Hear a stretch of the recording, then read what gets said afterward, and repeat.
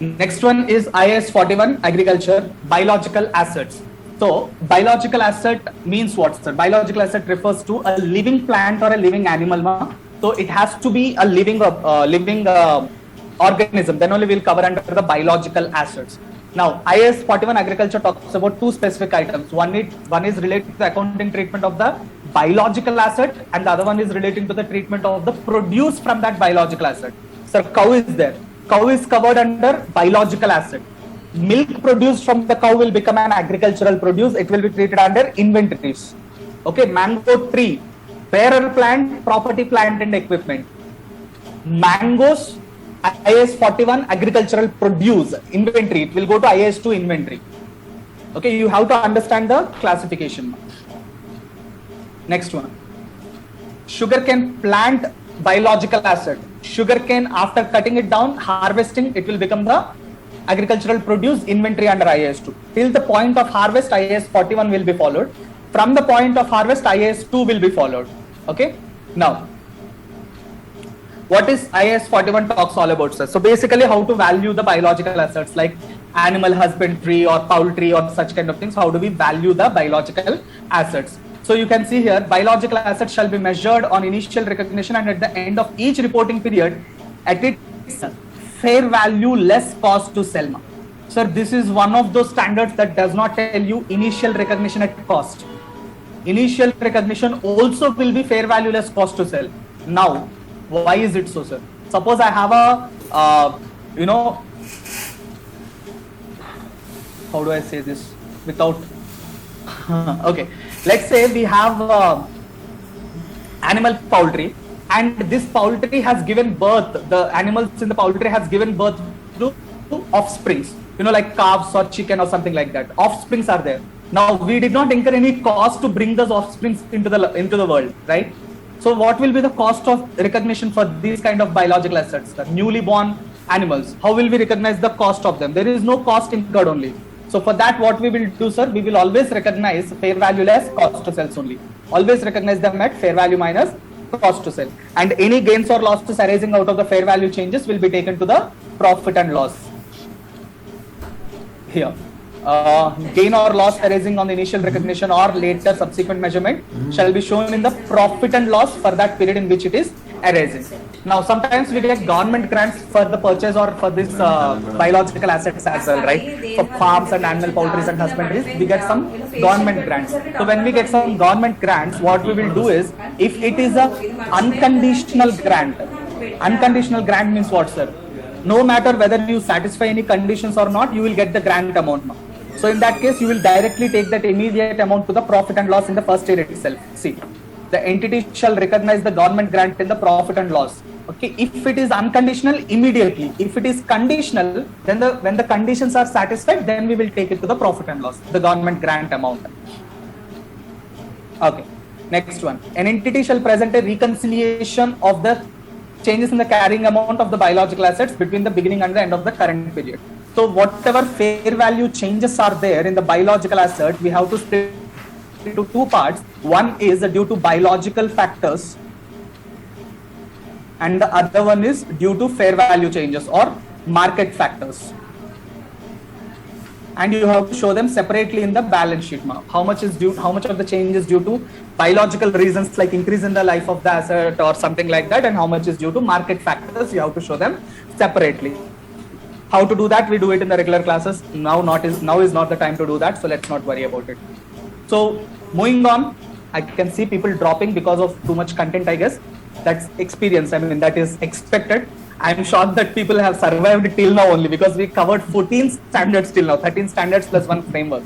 So it's a, commendable achievement, to be very honest. Moving further, next one is IAS 37, provisions, contingent liabilities and contingent assets. So now what are these provisions, contingent liabilities and contingent assets, sir? The liability means what? A past event, present obligation, future outflow of economic resources should be there. Now, provision is a liability with uncertainty in the amount or timing. So you don't know when you will pay that amount, or you don't know how much you need to pay. That is called as provision. You have an obligation, but you don't know how much or you don't know when. That is a provision. Then what is contingent liability, sir? Contingency means what? the possibility of that particular event, it depends on the happening or not happening of a future uncertain event, which is not wholly within the control of our particular entity. The definition as covered by the standard. See here, the existence will only be confirmed by occurrence or non-occurrence, happening or non-happening of one or more uncertain future events. Uncertain is the keyword here, and not wholly within the control of the entity. You know, sometimes we can control the outcome. In that case, we will not call it as contingent. If you can really control the outcome, then that is not contingent anymore. So it has to be out of your control, and it has to be uncertain. You don't know whether it will happen or not. Then only we'll call it as a contingent. And if there is an obligation arising out of a contingency, then we'll call it as a contingent liability. If there is a right arising out of contingency, we'll call it as contingent asset. For example, somebody filed a court case against us. So we don't know whether we will win or lose, but if we lose, we'll have to pay. There might be an obligation for us. That's called as a contingent liability. Sir, warranty expenses that we have given. We don't know whether the particular warranty will be claimed or not. The contingent liability, if it is a one-off transaction. I'll talk about that in a moment. Just give me some time. Then what if I purchased a lottery ticket, sir? I may win, I may not win. If I win, I'll get the amount. That is a contingent asset. Contingency is basically here winning or not winning the lottery. Now, what shall we do with that, sir? Definitions are clear. What shall we do with the accounting treatment? So provision shall be recognized when we have a present obligation, whether it is a legal obligation or a constructive obligation. Sir, what is this, legal or constructive? Legal means we have given them a written assurance that we will do a particular contract or we will do a particular activity. Whereas constructive obligation means we did not make any promise. We explicitly did not make any promise, but based on our past actions, based on our company policies, based on our previous interactions, they assumed that, or we have created an opinion that we will do something to them. It is not written, it is not oral, it is not agreed upon, but based on the past activities, we come to a conclusion that it is what they will do. That is called as constructive obligation. So standard clearly says that whether it is a legal obligation or a constructive obligation, if there is a probability, please be very careful, probability of outflow of economic resources, then we have to create a provision based on a reliable estimate made for the amount. How much? We have to have a reliable estimate, sir. And if this provision is for a longer period of time, like after 5 years or 10 years or something, we have to create a present value discount. Please understand, there has to be a past event, present obligation, probability of the future outflow of economic resources, reliability in the measurement of the amount. Then only we'll create a provision. But when we don't have any of these things, we will record a contingent liability. Both contingent assets and contingent liabilities are not shown in the balance sheet. These are called as off balance sheet items. These are off balance sheet, means these are only shown in the disclosures only. We don't show it in the P&L and balance sheet directly. Now, look at the special points with respect to the warranties. Where did I cover warranties? Warranties is not here. Okay. Sir, first of all, regarding this particular example I told you, warranty is there. Suppose, imagine, very clearly I'm giving you a very clear example. Imagine here, I sold a laptop. One-off contract, sir, one contract only. It is not something that I do on a regular basis. It's not like I keep selling laptops. Once I sold a laptop and I told him for 1 year, I'll give you warranty services. And the probability of a repair is only 10%, sir, which is very less. The probability of the repair is 10%, which is very less. Okay, so it is not highly probable. So do I need to create a provision for this? Answer is no. You have to just show it as a contingent liability. This becomes a contingent liability for us. Sir, what if I sold 100 laptops? Now this becomes a probable condition. Okay, now it becomes a probable condition. The probability is high, so we have to create a provision for that.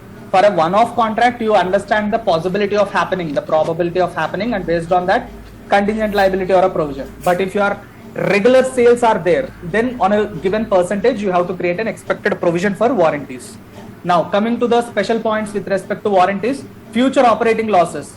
Sir, we are anticipating future losses in the business. Should we create provision for that? No. Why, sir? Don't do the business now. There is no obligation for you to meet the losses. If you are expecting losses, then stop the business. There is no obligation for you to conduct the business and run into losses. So you should not create any provision for that. Next one, onerous contracts are similar to operating losses, but contract this is. Sir, you have signed a contract with a customer. After you signed the contract, the prices of the raw material has doubled. Now the contract becomes loss-making contract for you. Loss-making contracts are called as onerous contracts. So since you have a contract, you have an obligation, you have to create a provision for that. Restructuring expenses. We have to conduct a restructuring, internal reconstruction of our organization, like capital programs are changed, or we are splitting off some of the units, we are discontinuing some of the operations, whatever internal reconstruction is being done. You have to create a provision only when you, where is this? Yeah, this part, look at this. A detailed formal plan is identified. The plan of action has to be clearly identified, and you have an expectation that we will carry out the restructuring. Means it's not just on paper, we will actually implement that. Only when these two conditions are satisfied, we have to create a restructuring provision for that. Now look at this particular chart where I have summarized the entire IAS 37 for you. You have the probability. If it is a virtually certain, first let's talk about outflow of economic resources. If it is virtually certain that we will have definitely outflow of economic resources, that is a liability for us. Restructuring is not an obligation. That is what, it becomes an obligation only when the plan of action has been identified and reasonable assurance is there that we will carry on the plan. That comes under your constructive obligation. No? You created a plan of action and you distributed that plan to your shareholders and everybody. Now they are of the opinion that that plan will be executed. You created an constructive obligation for yourself, and standard clearly says constructive obligation also we have to create a provision. Got it? Nice. Good question, sir. Okay. So now outflows. If it is a virtually certain that there will be definitely outflows, sir, create a liability for that. If it is a probable means what? High possibilities are there, high chances are there. We'll create a provision for that. If it is possible, low chances of happening, show it as a contingent liability. So remote chances like 1%, 2% chances are. Why do you want to bother people about that? Just ignore, na? Okay. So similarly, inflows are there. If it is a virtually certain, you know for sure that you are going to get that asset, then record that.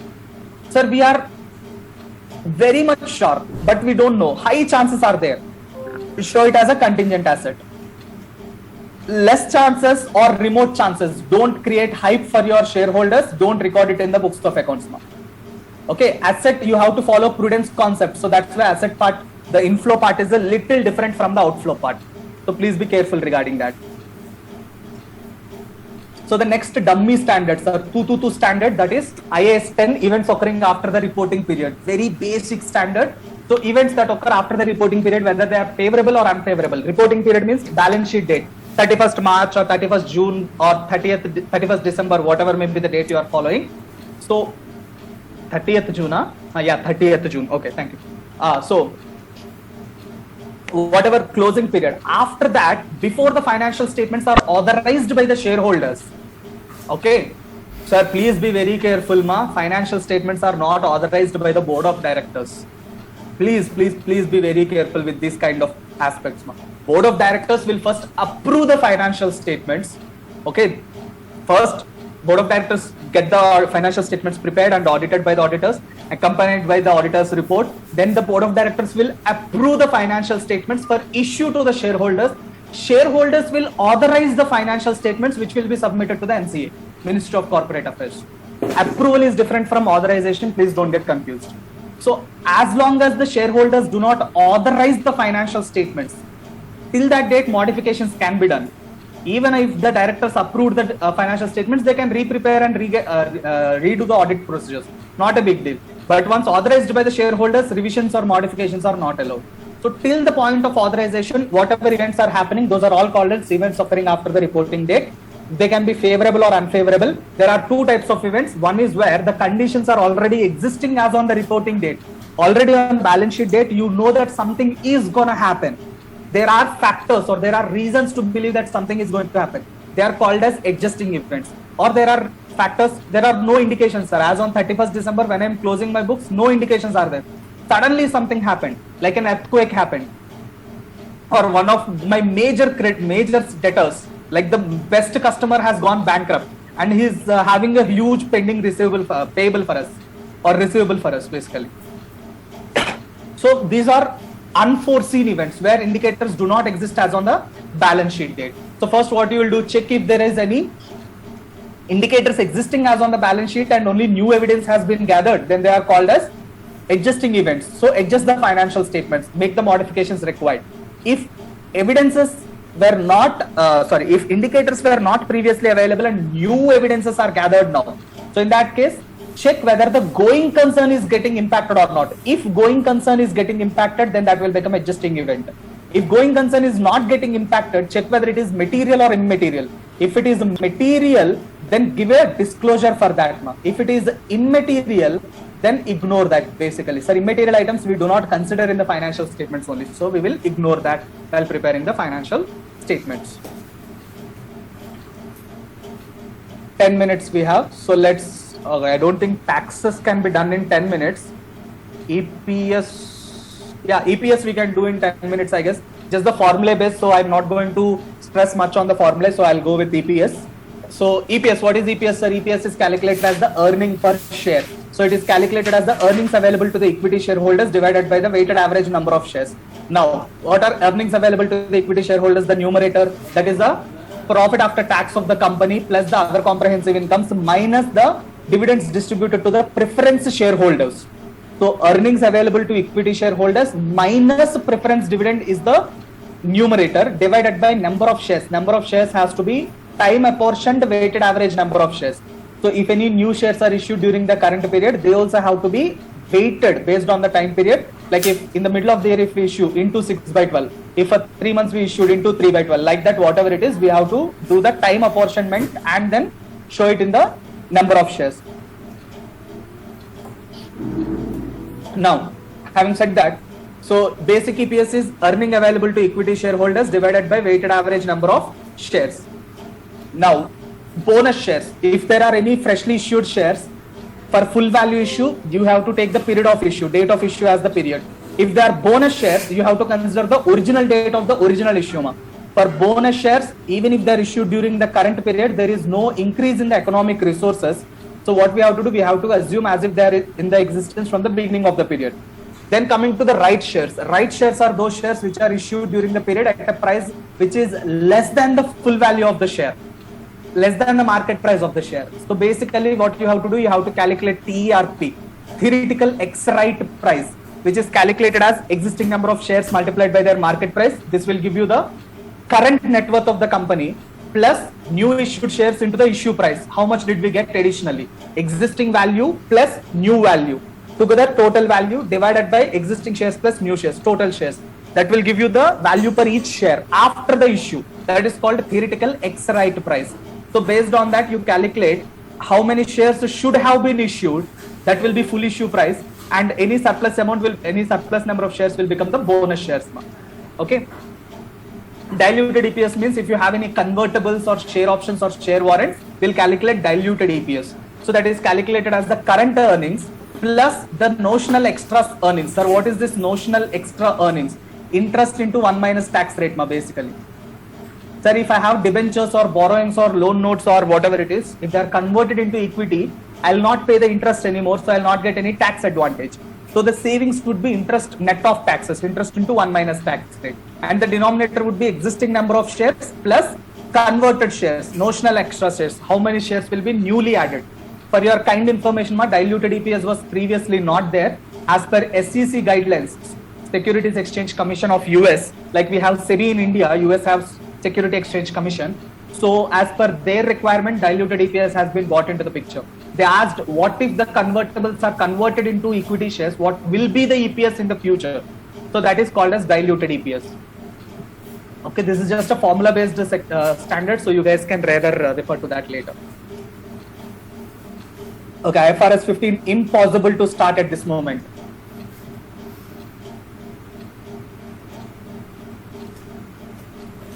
Taxes and IFRS 15, these two are not possible to be covered at this particular moment. So before we wind up for the day, it's 1:24. We have 5 minutes before the Q&A section. But what I have done is during the session itself, I guess I have answered all the questions of you guys as well. I don't think I have missed any questions. Please let me know if any of the questions are left unanswered, guys. Shit, man, the session was not recorded. What nonsense. I don't know when it was, when it went to resume recording. Your question, what was your question, Ma? I guess I missed.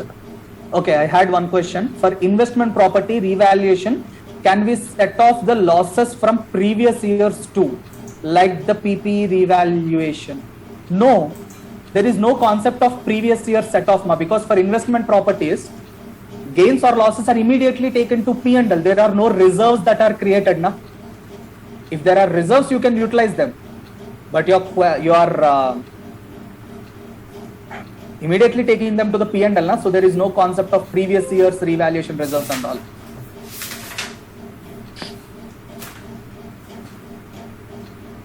Please give example of earliest reporting period. Okay, my earliest reporting period in the sense, see, basically when you prepare financial statements under IAS 1, there is a condition that states that you have to always show comparative information of the previous periods. So that is why what we do while preparing P&L and balance sheet, we prepare current year, comparative information of the previous year. So that information is called as, that year is called as the previous reporting period.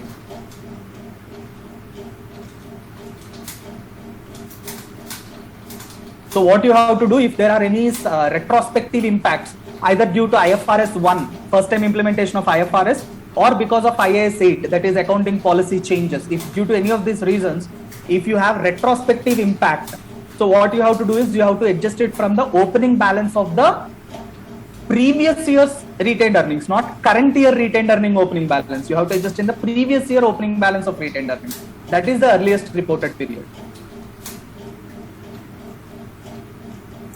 And continuing on the 10:38, I think from then I noticed that it is not recording. I thought it is purposeful, so I did not. Oh my God, Tooch Moni, you should have asked me. You should have told, na.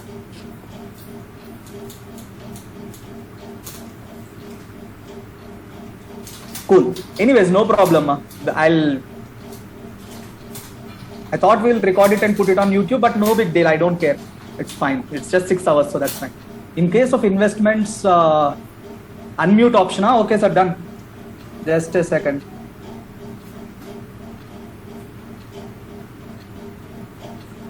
Hello, participants. Yes, done. You guys can unmute yourself now.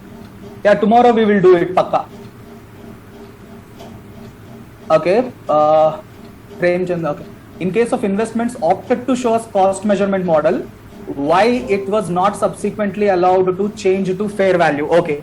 See, as I told you, what happens is investment properties are basically either used for rental purposes or used for capital gains. And when they are used for capital gains only, we get the concept of revaluation and other stuff. If they are used for rental purposes, there is no trickiness as with respect to the revaluation, to be very honest.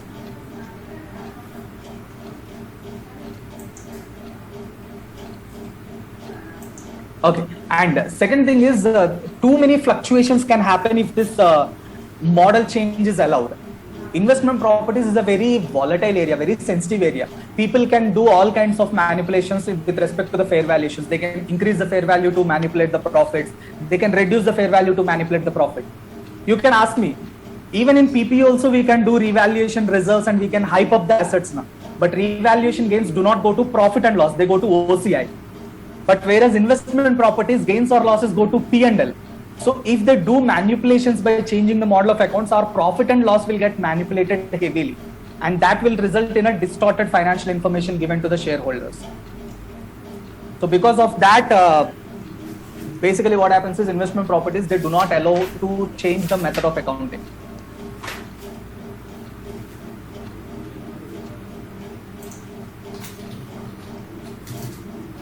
Cool, I hope it answered your query. Guys, anybody else who have any doubts or any queries or concerns? This is exam centric thing. Can we have weightage of these standards for diploma and IFRS if possible? I understand it's a combined class too. Okay.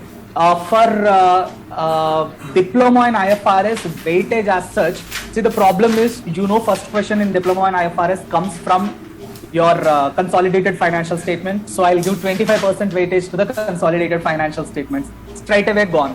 And coming to the remaining 3 questions, 25 marks each, I'll tell you honestly why I will never give selective study, or I'll never say these standards are important or these are not. Last time, I hope Srividya is there or not. There is Sai Vidya and Srividya. Okay, both of you have named yourself as Vidya, so that's a little bit confusing. I know this question is from Sai Vidya, but Srividya can actually confirm this concern. In last year SBR, not last year, last attempt in June, I guess, not June, in December or March, one of these 2 attempts, there was an entire question that came from SME. SME is one topic which we ignore. Like basically that is the most chiller standard. From that standard, they gave an entire 20 marks question, 20 or 25 marks question.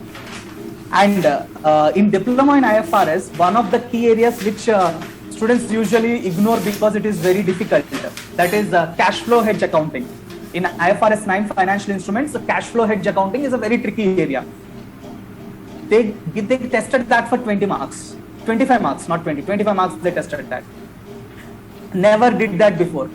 One exam they gave property, plant and equipment for 25 marks. Chiller examination it was. Literally chiller, 25 marks, take away like that. That was a gift given to the students. So you never know with diploma in IFRS from which standard they usually test. But I can tell you some standards which they don't test only. IAS 33 EPS. Unless your bad luck is dancing on your head, they don't test EPS calculations. EPS calculations are a very basic thing. SME and integrated reporting. Integrated reporting is not covered for diploma in IFRS. That's why I did not take that example now. Integrated reporting is only for SBR. I told you at the beginning of this session, SBR is much more comprehensive than diploma in IFRS. SBR is love. SBR is the most loveliest subject for that reason. It's more comprehensive and it's more, how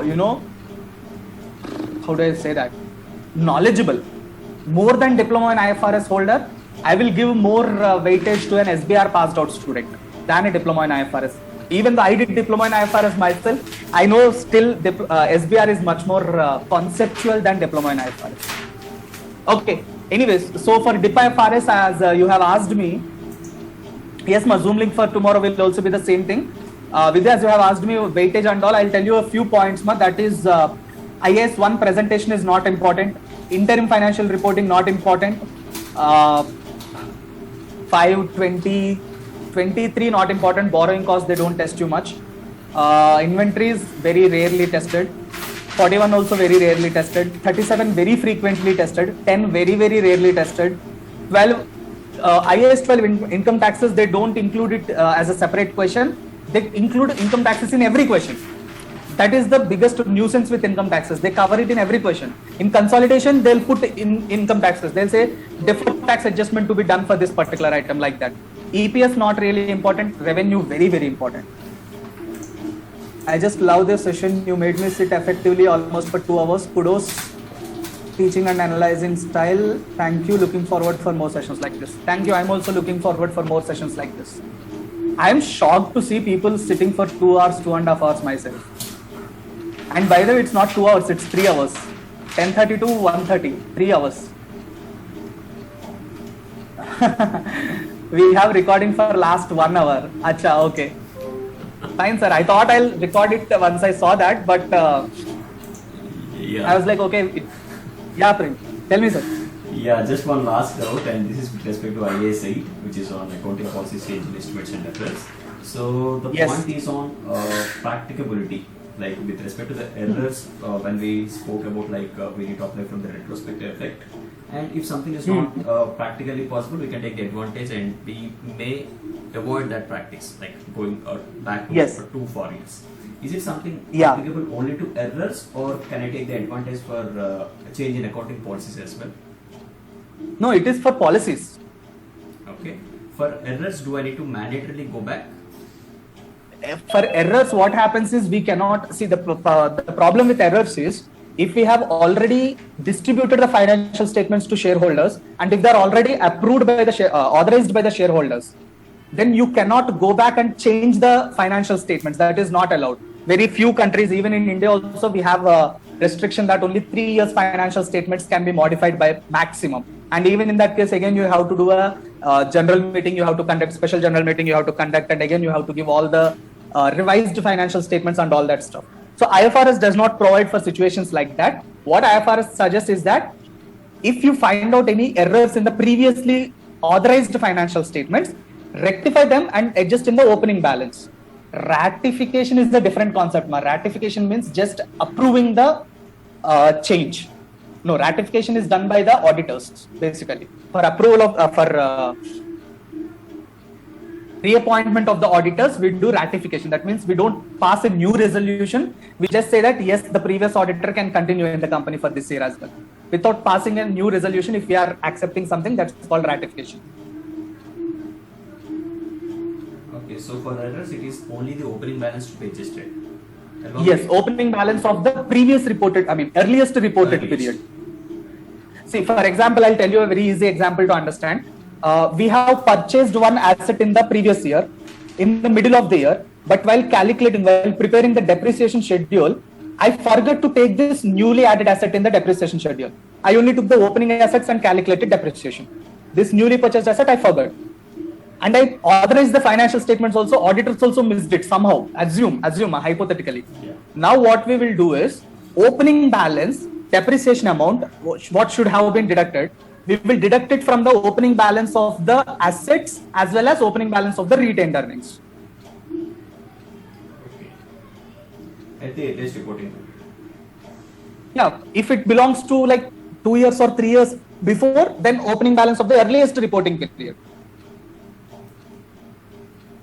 If it's for the last year itself, then opening balance of the current retained earnings will be adjusted, not the opening balance of last year's retained earnings. Closing balance will be adjusted for that. See, because the depreciation belongs to the last year only. It does not belong to previous years. So I cannot adjust opening balance in that case. Closing balance only will be adjusted. But in the balance sheet, you will only show the closing balance, not the opening balance. Got it. Okay. I'm asking, it is allowed for what? Allowed for what? Sorry, sir. Ratification. Oh, for financial statements, no ma. Financial statements changes shall not be ratified. There has to be a special resolution that needs to be passed.